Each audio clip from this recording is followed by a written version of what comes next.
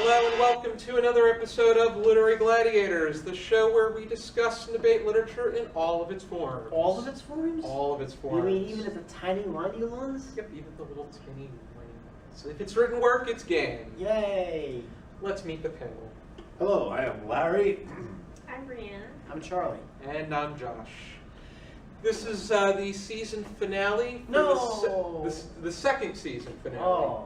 We hope to be back for a third. Yes, please, like us. But today we're going to be going over one of our favorite topics of interest, and that's books from our childhood. Hooray! The Which nostalgia is This already is creeping up. where we were introduced to a love for reading, for literature, just for the world of imagination. Absolutely. And we should start with the first question. What role did books play in your childhood? Very important. I was always taught, read, learn how to read. It will help you. The more you read, the better you'll do in school, the better you'll do in the workplace. There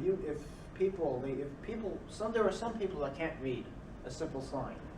And, I have a friend who can't read, and I try to help him. I give him lessons. He's learning slowly, but he's getting there. At first, reading is something that allows it allows you to have fun and be entertained, but in the long run, it gives you an opportunity to think. Which reading at first it starts with different pictures of the different ideas. It becomes this. You just get the story with the words, but at the same time, it's allowing you to use your imagination and picture all of these ideas into your head in a way that other forms of entertainment, television, computers, video games, The media. these kind of things, they just give you the idea and you are well fed, but when you read, you are actually doing something to develop, or you're doing something to... You're developing brain cells. Yeah, so your brain is exercising as it Basically what looks it at the is. different words. And it's more intimate than those other media forms because most other media forms are collaborative in some way. But when you're reading something, it is like you are reading a message from one person and you are receiving that message as one person. Yeah. So it's like, to me, it's the most intimate of all media. And even if it's a way for a parent to connect with their child, or a relative or a grandparent to connect with their child, if they're watching a movie, they're just sitting there and looking at a screen. If Shoving popcorn down If a their parent's reading to a child, they're connecting in the way that they're reading the words. It's in this particular way that there's some kind of connection that both people have to respond to.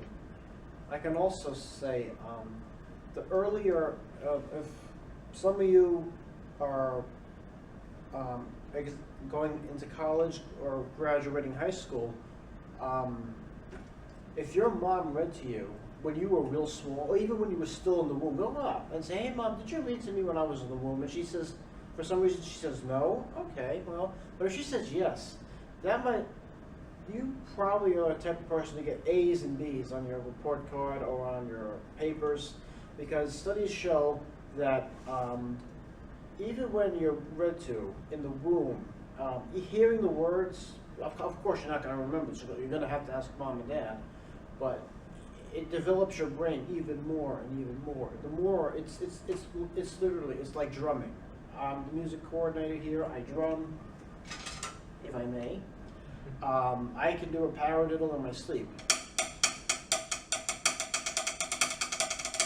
That took me, and reading music too also helps. If you play an instrument, like a piano, string instrument, you also have to learn how to read written words, but you also have to read the notes and stuff like that. But what I'm getting at is, earlier you start to learn to read, the better off you'll be in life. Like, books were like my entire childhood. My mom read to me every night. And I Exactly. think because of what she did, it made me the kind of person I am today, because it's a really valuable skill. I think it's definitely helped my writing. I have an interest to read, so not only do I read just books for like pleasure, but like I will read about different things like, I don't know, politics. If I want to learn about something new, and That's the only it thing I really won't has read. helped my vocabulary. I have to say, I have Oh, yeah. a very good vocabulary because of reading at So- an early age. So. I'm very, it's pretty, you put something in front of me and chances are I'm gonna read it. Yeah. It's Oh, I'll eat it. just like a Henry Bemis. And it broadens your perspective as well. It shows you different ways in which people think or see the world. It's just all around good for you. It is. Makes you more open-minded. Yeah. Indeed. It develops that idea of thinking, the idea of development of who you are emotionally and with regard to whether or not you're decisive. And studies show that, like, if you're more well-read or educated, you're more open to ideas, and you're more open-minded, and I And think you're not better being, off. you're not, You'll probably get a job. you're not being over fed someone the else. particular ideas. Yeah. It develops you, good reading develops good research. Yeah. And good research develops good decisions. If you're in high school and you're writing your thesis, you need to know how to read. Especially if you're in college, you will need to know how to read and write. I sub in the schools that I went to, and I was in this particular class. And what we're saying is reading makes you a better person, more well-rounded knowledge. Well, I'm well-rounded nicely, but some student raises his hand. I said, okay, what do you need? He said, what's a thesis? And I looked at him and I said, what do you mean, what's a thesis? You're going to need a dictionary, because I'm not going to tell you what it is. You need to know what it is. He's like, I don't even know how to write one. I said, what are you doing in this class? He said, I don't know. So that really, I had to leave a report for the teacher, and then, It all comes down to how much enthusiasm people have Yeah. about being there. If it's a high school, anything 12th grade and under, you're going to run the risk of that Yeah. because but this, they have to be there. I know, they have to be there. If they're saying that at college, then they have issues. Yeah. I don't know if it was headed for college, but probably not. But the fact that a 17, 18-year-old person asking what a thesis is, and you were taught this stuff, it bothered me a bit. I mean, I didn't go home and just open up a bottle of JD and start drinking it and eating all the cake in the world. Cake is good.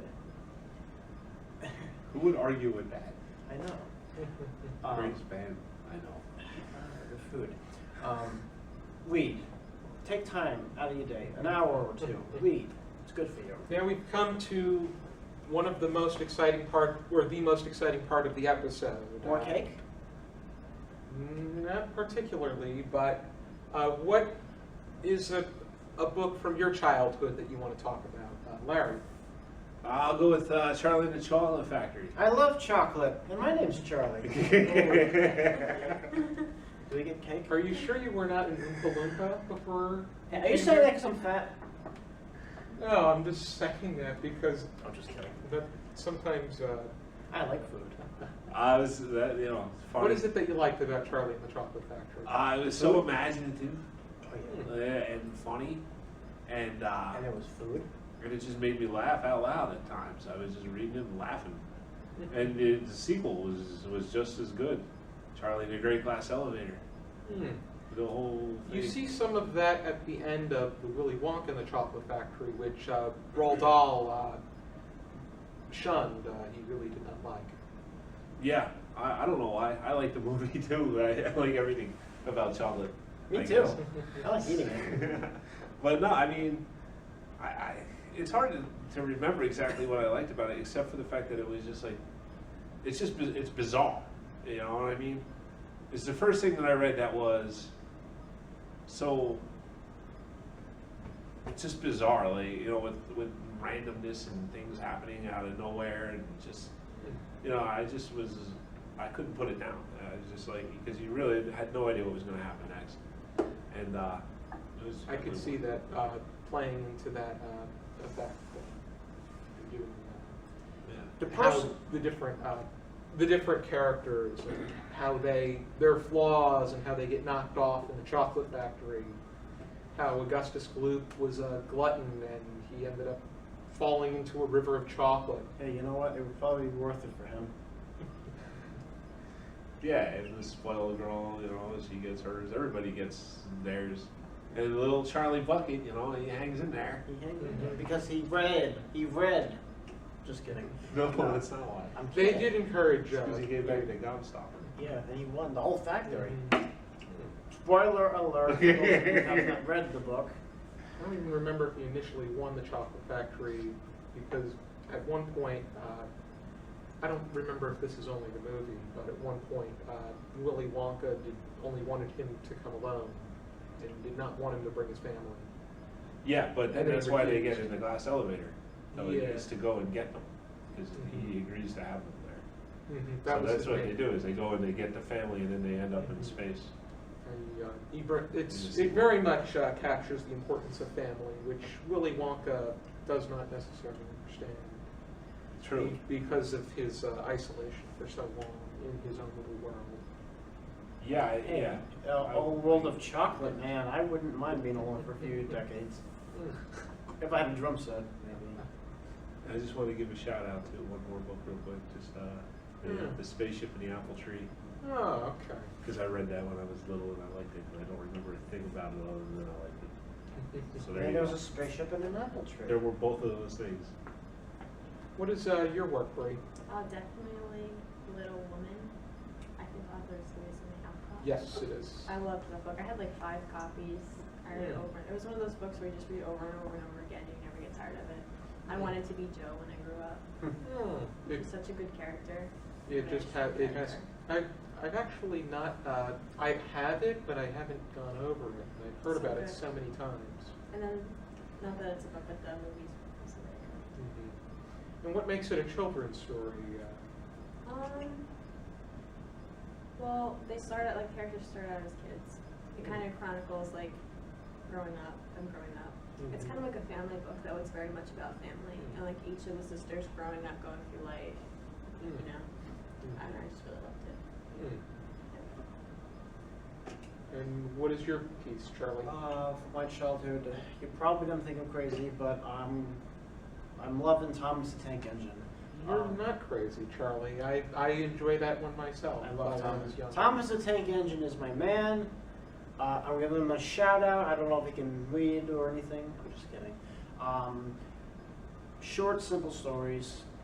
Taught basically good manners. That it was just brilliant. It was, I don't know how to put it, life lessons is what you were taught. They were inspired by bedtime stories. too. They were, and they go back. Thomas the Tank Engine goes back, way back. I think over 50 years, believe it or not. I think it was started. It was during World War II that it. So it goes back even more than, started. well, it goes back 70 years, I guess. I don't know math too At well. least. Yeah, but it's nothing new. When people say, "Oh yeah, I like Thomas the Tank Engine," oh yeah. There's also it's so nostalgic, especially now. I'm 23. I'm giving out my age here, showing my age, but You'll be 24 when this episode is released. come in. Oh yeah. Remember the cupcakes? I love cake. No, but there was also a show in the early 90s, late 80s, early 90s called Shining Time Station, which also is for kids. If I can go on about that a little bit. Yeah. Thanks. That was also about good morals, being a good person, doing the right thing. There was this guy schemer who he was a comic relief. He was, he owned a little arcade. It's something I guarantee if you haven't seen it, why are you watching this? No, I'm just kidding. But in all seriousness, if you haven't seen this stuff, go back, watch it. You can get it on YouTube, Google.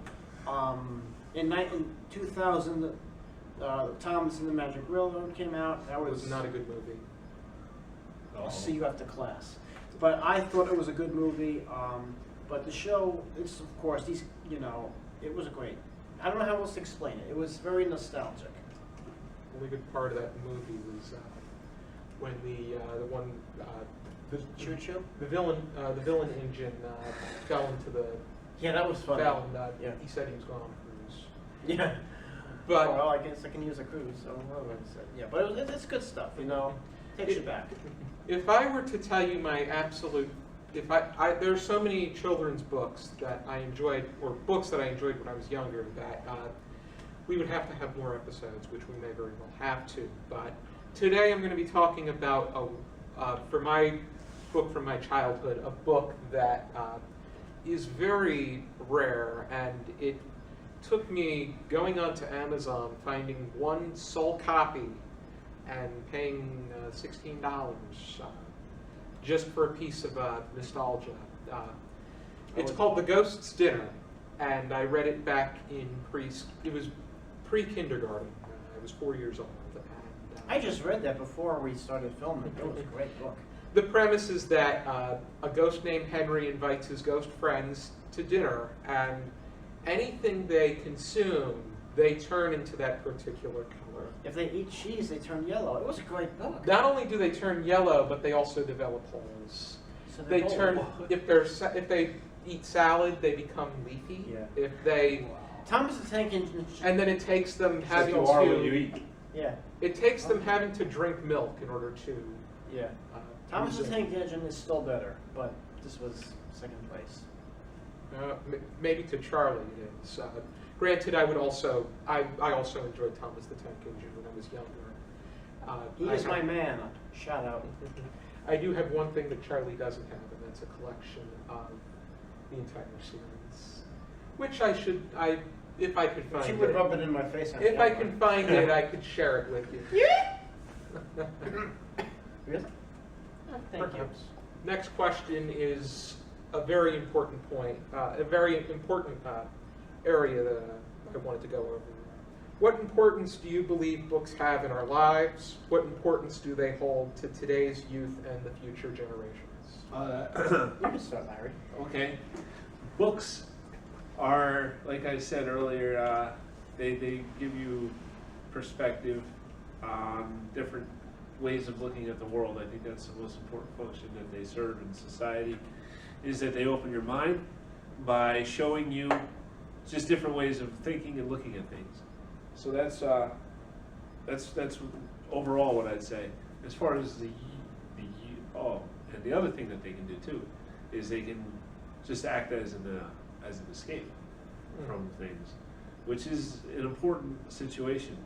You know, some people kind of look at certain kinds of fiction or whatever, and they say, "Oh, but you know, there's nothing to it. You know, there's no deeper meaning." Yes, Like, there is. but not always. Like, you know, like let's take for example, just some, you know, like, what's the word? Like pulp, right? Just Pulp Fiction. No. What's the meaning for that? Books To can- escape. I mean, that's the meaning. Books play so many purposes. In your case, Pulp Fiction, or there's so many names of the popular fiction. Critics called it genre fiction, which I highly disagree with because everything is within its own genre. But the purpose of Pulp Fiction, as you said, is to entertain and to, in some ways, spark a reaction or just To escape. to escape and pass time. And that's really important to people to have something to serve that purpose. Pulp You know- Fiction is a gateway to bigger and higher works of fiction, more distinct literary pieces, and even more so scholarly professional articles. Very good. Yeah, I can see that. I mean, once you start reading, you know, obviously it's like anything else. You know, the more you do it, the better you get at it, and then the more, you know, you're willing to do it more in the future because you develop the skill. So yeah, I can definitely see that too. But I mean, even on its own, just the purpose of reading something to escape and to get away from your reality. If your reality stinks, you know, like if you're picked on or if you're in a situation where your home life is not good, it's very important to have something that you can turn to where you can get away from everything. So I mean, even in its own, I think all literature and all works are good. And plus, They're definitely great. you don't have to pay for it 10%. monthly. That's true. It's a Yeah. one fee, It's even if you, that's if you you buy pay it. $20 for a paperback, and Or you just go to the library. even better. The library, very important place to check out and Get your- provide your business to, because you're just renting. The least, the most that can happen is that if you are so long overdue, you just buy the book. Yeah. I'm sort of worried for the future of books, though. I mean, like, they're obviously important, not just for reading, but, like, they document history. I mean, you're always reading a book, like, no matter where you are, like, books are very important. But I was reading an article, there's this one library that's going completely virtual. They have no books. Everything's on a tablet. And everything's moving to tablet now. And it's kind of, like, unsettling because I love the feeling of having a book, but, like, more and more they're substituting actual books for, like, PDF files on the computer, and it's kind of scary. There are two things that are scary about that. One, I agree. The physical book is very much a delight. The feeling the pages, turning the pages, smelling the pages, Eating the pages. You're the only one that does that. But secondly, if something is virtual and there's nothing physical to back it up, they can change it as they please. Yeah. See, it's very Orwellian, right? Then Fahrenheit 451, they changed the entire. They changed the history of the fire department. So, according to history, fire departments featured firemen that always burned books. Back when it was first created by Benjamin Franklin in the 1700s, the fire department was meant to put out fires, and in this day and age, it's still meant to put out fires. As in police force, to serve and protect. To this day, they are still meant to serve and protect. But in addition, I was reading different. I was looking up philanthropic outlets for literary-based charities. It is said that if a love for reading is not instilled by third grade, it will never be instilled. And if I believe it. and if one has a struggle reading by third grade, it is very difficult for them to garner the ability to get that grasp into reading. You were talking too about, just to go back to what you were saying earlier about the Fahrenheit. I haven't read Fahrenheit 451, but in 1984 too, George Orwell. They do not actually destroy books, but they change them. You know, and that's Creepy work. yeah. But yeah, I mean, it's amazing like how we're heading toward certain things that we really have to be worried about when it comes to that kind of stuff. But I mean, especially in this era now of political correctness and everything like that, where you're supposed to edit what you think and what you say. Oh yeah. God forbid you say something and then everybody's on your case. It's like, hey, it was an accident. Just say that. It was an accident. It's part of, I almost all the time I see one person saying something that's not politically correct and then a follow-up, them having to apologize for Oh it. yeah, yeah. That's just about what I see on MSN and in the news in general. Yeah, It's either the economy, the war, gas prices, or who got shot in what neighborhood. Sorry, or political correctness. Mr. So-and-so was terminated for a lengthy period of time because he said the N-word. Okay, that's don't say that word, but what I'm getting at is use your freedom of speech, but don't yell fire when there is no fire. Right. Don't pull the alarm when it doesn't need to be pulled. In terms of Aesop, it's crying wolf for.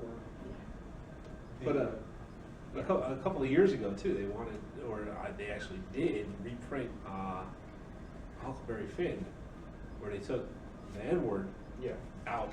completely, right? Yeah, completely. Yeah. And then might still work, I guess, you know. But I mean, you know, that's a slippery slope to me. That's just It's, something real, you don't want to mess up. it's altering history in favor of political correctness, Yeah. which I think they Mark Twain was just trying to be historically accurate, and that's what they said during his time in that area. Yeah, absolutely. People read that book and go, what? Mm. Yes, I can talk high. Oh no! Does anybody have any final thoughts? Tom, Mr. Tank Engine. Read. Yeah, I definitely think that reading Yeah. is good. Keep reading. Kids I should go- definitely, I agree. I think that reading is and will remain essential to our lives. While the tablet is becoming the go-to, I still think that being able to pull out a physical book and reading that should be something that is cherished. Yeah. And the fact that you are taking the time to not only reading to our youth, the fact that people have the ability to engage in such a magnificent hobby is, the meaning of it is just endless. As I always say, you should keep reading because it is your ticket to escape, to developing your train of thought. It's also, as Josh says, it's an escape to develop your train of thought. It's also good for many other reasons. You can get a very good job if you know how to read. Much better than you could otherwise. Yeah. If you, let's say you know somebody who can't read, try and teach them. You know, say, hey, you want to come over? I'll cook. We'll order a pizza, get some soda, and we'll learn and we'll read together. And any opportunity that will encourage reading is it's something that is very essential. Even it will sculpt your mind. as much as even Oprah Winfrey. I don't agree with her, I like her. on many of occasions, but one thing the only thing I agree with her has to do with her passion for reading and how she uses her book of the month to encourage people to go out and read. And everyone gets As that that, book. And everybody reads that. And as it's their all way of signed by the entertainment. author. Granted, she's made people multimillionaires. Good for her. That's But she's I respect her for that. The fact that she encourages reading is something that has to be respected. Sure. This is a shout out to Oprah. But, you know, at the same time, too, Don't it's smack like, me after this. I don't know. Do you guys remember the first book that you actually picked out for yourself and read? I The one that I think picked out. You know, Spot takes not a one bath. that your parents read to you, but the first time you were responsible for finding a book on your own. I think mine was for me it was Spot Takes a Bath. Yeah. I know at the. Oh, I missed Trying that to- book. I wonder if I can find that I'm book. trying. The first one I could Probably ate it. remember when I went to the library is how I was picking out books about individual presidents because I'm an enthusiast for U.S. presidential history. I've been since I was 7. Oh, yeah. He knew everything in American government, our American government class. Mm. Every question. Really? Yeah, he knew every single one. It had to do with the presidential candidates. I thought it was also fun how she had different snippets of information. There's just something about that though. Like when you go and I don't remember why I picked the book that I did, and I even know why I remember this because apparently it's not common. But I don't know. I read that book, and it was the one I mentioned earlier, the spaceship under the apple tree, and I felt like so close to this story. You know what I mean? Like I just. Relate to it? No, it's just like Oh, it meant I something to you? picked it. Like I picked this story. I read this story. It's almost like so I had a connection with it, like a camaraderie kind of thing to this book. So I mean, it can really get you on a lot of levels. It's just- Absolutely agree. There's even the simplest idea can make the greatest impact. And who knows? Maybe someday you'll write your thesis and get an A on it. Alrighty, if you are interested in picking up whatever we have selected, Larry's you could find just about anywhere in Charlie and the Chocolate Factory. Breeze, I would say the same. For me, Charlie's, it's a little difficult it's because a- it's Barnes and Noble probably. it may be, but you could probably something off of Amazon. The Ghost's Dinner, which comes like this, it is much more challenging. I think they were even low in stock, and I got this from somebody that previously owned it, as you can see. The reason I own this is nostalgia, and it is a piece of childhood that hopefully I can pass on to a future generation. if I have that opportunity. Aw, how cute! Just kidding. Yep. But That's good. be sure to join us. Enjoy the rest of the season if you haven't kept in touch and watched. As I hope you do with today's youth, with your children, with anybody. Your grandparents, even read to them. Read to them. Your parents, read to them. And always And I say what I mean. Until next time, keep reading. keep reading. And subscribe too, please.